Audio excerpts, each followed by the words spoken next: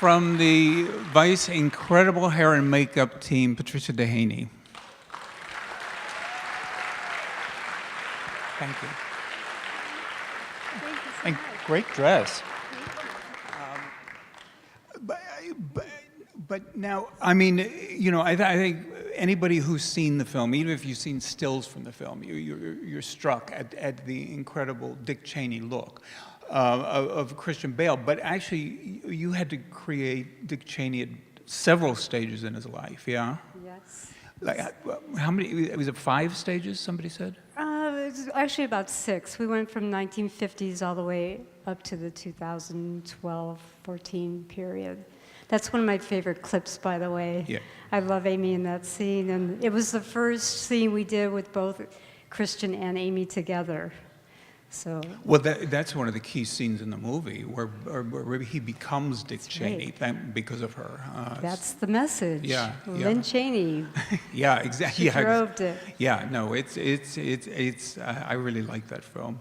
Thank you. But now with the hair and makeup, I mean, how long did you work on that? How many tests did you have to do? Oof. Well, the special effects work began before the hair. They started probably about 2 months prior to, just trying to work on turning Christian Bale into Dick Cheney. Pretty big job. So Greg Canham was the designer of the effects makeup, and his partner, Chris Gallagher, and they worked tediously on creating it, and Christian was a big part of it.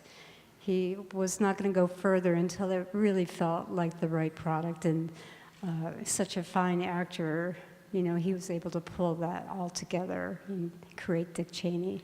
Well, you know, how much? Because again, I mean, I think that they did especially prosthetics. Yes.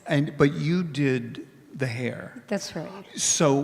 But it was basically the 3 of you, right, who were creating this Dick Cheney. Well, it was a team, right? So I also had another hairstylist, Karen Myers, and I had her specifically set on Christian, all eyes on him throughout the entire film, and she's a wizard with wigs as well. Justin Stafford was our wig maker and gave us an endless amount of time coming back and helping us adjust, because they decided that we would shave Christian's hair after he did this scene from the 50s. And probably most of you don't know, but any change like that under a wig is huge. And the wigs were already made, so we had a lot of adjusting to do to make those wigs fit properly, and we didn't have any duplicates of any of them. So it was a bit of a jigsaw puzzle, and Karen Myers is just such a perfectionist and diligent on her work. And you know, everyone as a team, the makeup's going on, and you're putting the wig on, you're getting the sideburns on, and things are being painted, and Christian's looking at the computer, and he's studying his character, and then you look up, there he is, Dick Cheney.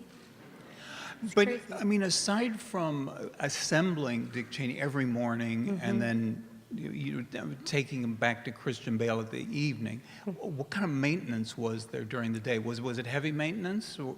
It's all eyes on, all the time. We had a fabulous DP who was constantly with his iPhone checking the face, checking the hairline.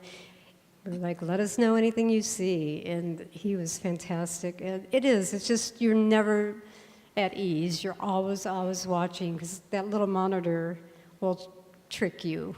You know, when you go to the movie theater and it's the size of a Volkswagen, it's a little bit different.